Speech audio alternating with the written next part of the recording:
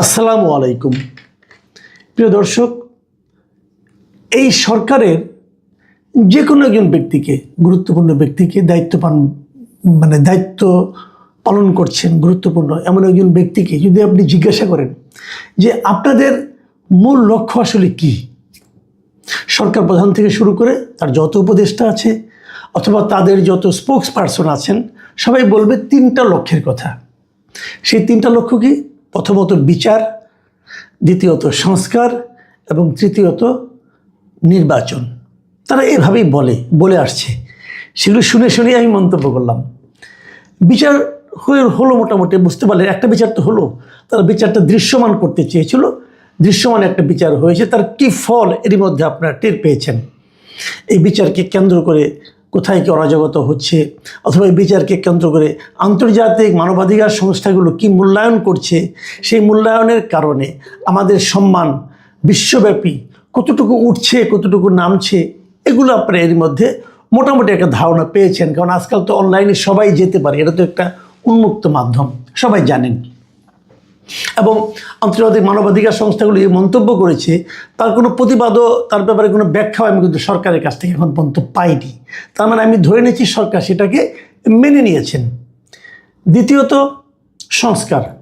সংস্কার নিয়ে যে কতটুকু লেজে গোবরে অবস্থা এর মধ্যে হয়েছে, এটা আপনারা ভালো করে এটাও জানেন।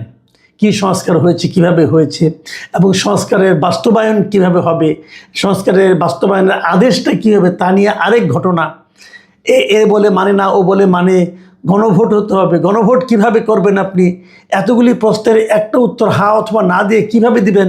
এগুলো নিয়েও বিস্তর আলোচনা, বিস্তর সমালোচনা এবং বিস্তর হাসাহাসিও হয়েছে। কারণ যদি কেউ নিজেকে হাসাহাসির পর্যায়ে নিয়ে যেতে চায়, আপনি আমি তো কিছু করতে পারবো না, তাই না? 3 নম্বর এজেন্ডা কি? যে আমরা একটা নির্বাচন করব। প্রধান উপদেষ্টা বলেছেন ইতিহাসের শ্রেষ্ঠ নির্বাচন করবেন। তো দুটোর যে অবস্থা, তৃতীয়টা কি হবে এটা আল্লাহ মালুম, আল্লাহ বলতে পারবেন। ওনারাও কি করবেন, ওনাদের ভাগ্যে কার ভাগ্যে কী আছে এবং ওটা হওয়ার পর কার ভাগ্যে কি ঘটবে সেটা নিয়েও আপনার ইচ্ছা করলে গবেষণা করতে পারেন, কোনো সমস্যা নেই। কিন্তু আজকে আমি আলোচনা করব তাদের চতুর্থ এজেন্ডাটা নিয়ে। বলবেন ভাই এটা আপনি আবার কোথায় পাইলেন? চতুর্থ এজেন্ডার কথা তো ওনারা বলেন নাই। হ্যাঁ বলেন নাই, কিন্তু আমরা দেখতে পাচ্ছি। আমরা আগের সরকারকে বলতাম, হাসিনা সরকারকে বলতাম, তারা ইন্ডিয়ার দাসে পরিণত হয়েছে।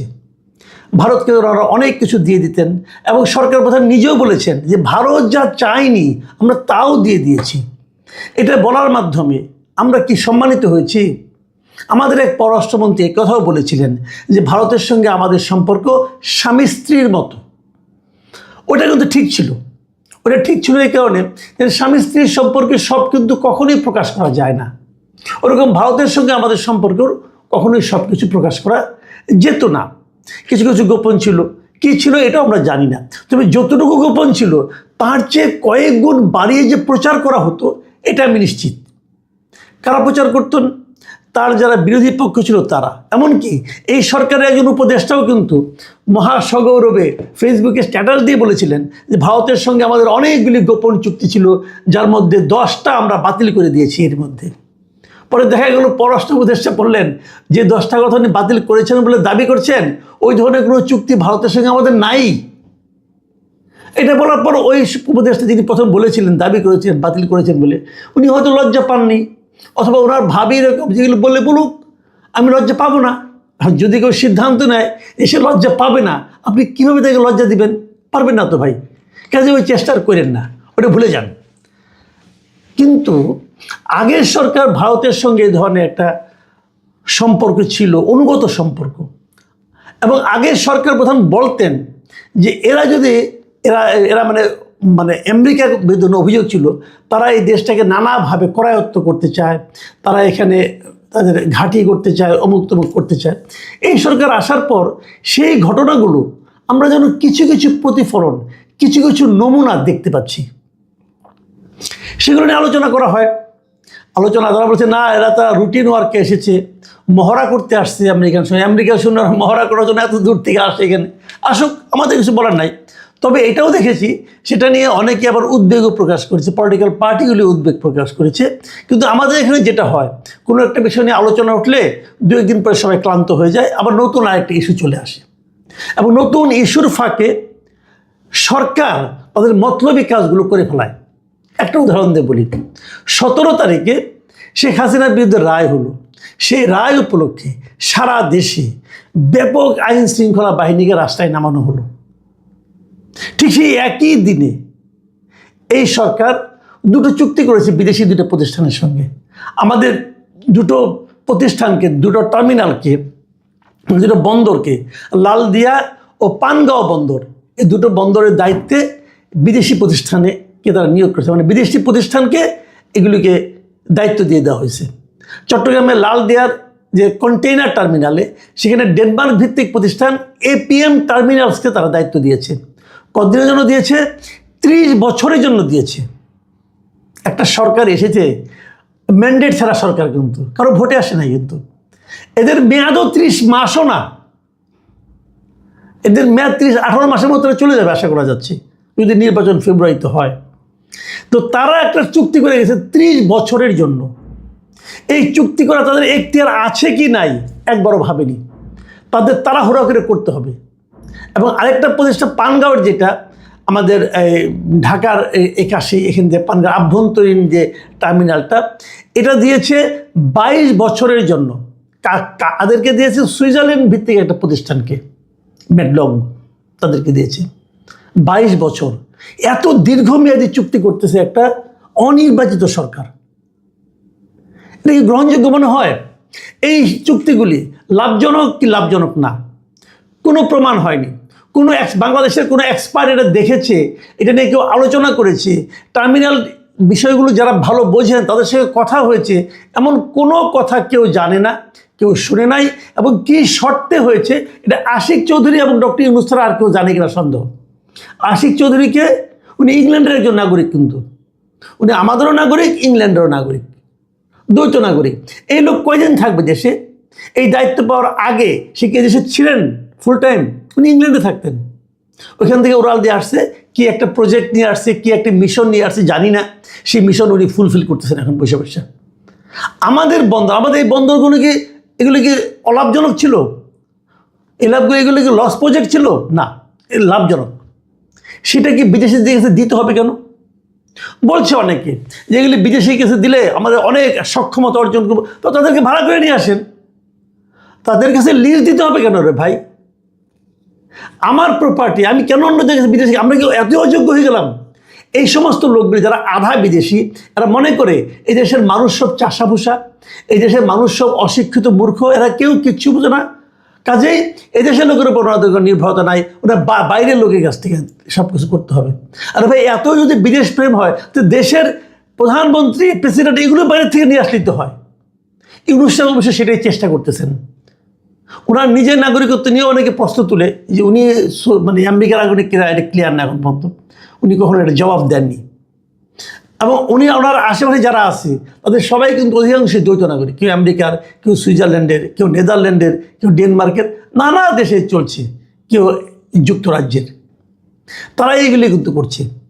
এবং এটা যখন দিচ্ছে, তারপর আগামী মাসের মধ্যে, এই আগামী ডিসেম্বরের মধ্যে আরও একটা চুক্তি হতে যাচ্ছে, সেটা হলো এনসিটি টার্মিনালের চুক্তি। এনসিটি মানে এই চিটাগাংয়ের যে নিউ মুরিং কন্টেইনার টার্মিনাল, এটা পরিচালনার জন্য বিদেশি কোম্পানিকে দেওয়া হচ্ছে। এটা নিয়ে আরও আগের থেকে আলাপ হচ্ছে, সবাই প্রতিবাদ করছে। দেশের প্রত্যেকটা রাজনৈতিক দল এর প্রতিবাদ করেছে, এমন একটা দল আপনি পাবেন না যারা এটা প্রতিবাদ করে নাই। কিন্তু সরকার কি করেছে, এই সবগুলি দলের সামনে নির্বাচনের মূলা ঝুলাই দিছে, দিয়ে বলছে তোমরা নির্বাচন নিয়ে ব্যস্ত থাকো, এর মধ্যে আমরা কাজগুলি সেরে ফেলাই। ভাই এই কাজগুলি করা কি আপনাদের দায়িত্বের মধ্যে পড়ে? এটা কি আপনাদের কাজ? আপনারা আসছেন একটা নির্বাচন করার জন্য, নির্বাচন করে চলে যান।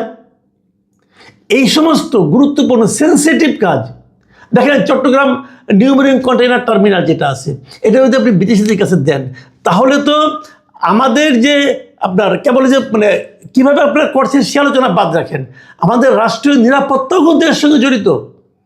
এই কন্টেনারের মাধ্যমে বিদেশ থেকে জাহাজের মাধ্যমে কি আসবে কি না আসবে কে দেখবে?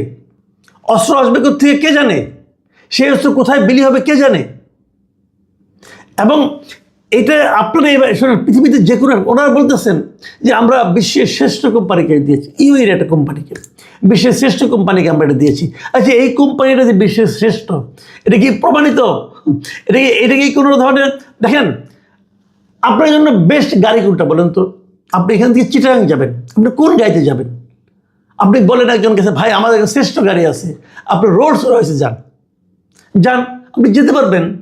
ওটা যে তেলের খরচ, এটা দিতে যেতে আপনি ফতুর হয়ে যাবেন। আমাদের দেখতে হবে যাচ্ছেটা কেন। যদি আমরা প্রতিদিন যদি আমরা যাওয়া আসা করতে হয়, আমাদের প্রতি সপ্তাহে যাওয়া আসা করতে হয়, তাহলে তোমার রোলস রয়েসে পোষাবেন আর ভাই, আমাকে তখন বাসে যেতে হবে, এবং বাসে তো দেশে হাজার হাজার লোক যাচ্ছে প্রতিদিন। তো যেটা আমার জন্য লাক্সই সেটাই আমাকে করতে হবে। তো বিদেশি কোম্পানিকে আমি দিচ্ছি, তার বিনিময়ে আমি কী পাচ্ছি?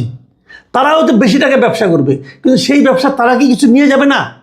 তারা নেওয়ার পর আমাদের কি থাকবে? আর তারও চেয়ে বড় কথা, সরকারি যে কোনো প্রকিউরমেন্ট, যে কোনো কাজ করার সময় একটা ইন্টারন্যাশনাল টেন্ডার হয়। আপনারা কি কোনো টেন্ডার করেছেন? করেননি তো। আপনার মনে হয়েছে এটা ভালো, অত দিয়ে দিলেন। এটা কি মগের মূল্য নাকি রে ভাই? নাকি এটা আপনার বাবার সম্পত্তি আপনি দিয়ে দিলেন? এটা দেশের জনগণের সম্পত্তি, জনগণের প্রপার্টি আপনি কিভাবে দেন? আপনি তো জনগণের কেউ না। আপনি তো এই দেশকে অনেকটা তালাক দিয়ে আরেক দেশের নাগরিকত্ব নিছেন রে ভাই। বলেন আপনি অন্য দেশের নাগরিকত্ব কেন নিছেন বলেন?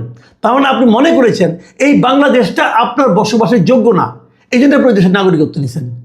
আমি অনেক লোককে চিনি, আমার আপন এক বোন আছে, আমি বলি আপনাকে, আমার আপন এক বোন আছে, সে ইটালিতে থাকে আজকে প্রায় ধরেন 26 বছর।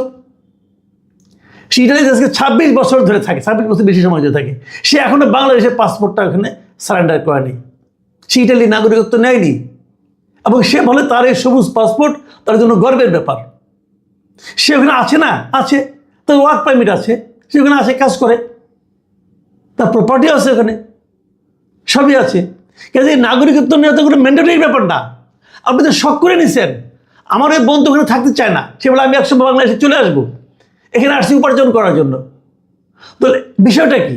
আপনার মতলবটা হলো আপনি মনে করেন আপনি দেশটাকে আপনার যোগ্য না। যে দেশ আপনার যোগ্য না, সে দেশে প্রপার্টি এরকম অন্য দেশকে দেওয়ার এখতিয়ার তো আপনার নাই। আপনি কি ইলেক্টেড লোক? ইলেকশন করে আসেন না দেখি। এই যত উপদেষ্টা আছে, যত দ্বৈত নাগরিক আছে, আমাদের দেশের কোনো একটা ইউনিয়নে যায় না, মেম্বার পদে পাশ করে আসুক দেখি কিরকম পারে। এরা দেশের ভাগ্য নিয়ন্ত্রণ হয়ে গেছেন। আমাদের সম্পদ বিদেশের কাছে দিয়ে দিচ্ছেন, দেশটাকে অন্য দেশের গোলামে পরিণত করছেন। আগে যারা ছিল তারা এই দেশের সম্পদ লুটপাট করে বাইরে নিয়ে যেত চোরাই পথে। এখন আর চোরাই পথে নিতে হবে না, এখন দেশটাকে বিদেশের কাছে দেওয়া হচ্ছে, তোমরা লুটপাট করো।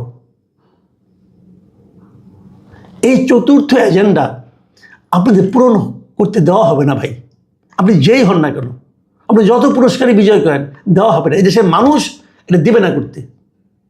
ভাই আমার সম্পদ আমি রক্ষা করব, আমার পোর্ট কীভাবে চালাইতে হয় সেটা আমি জানি।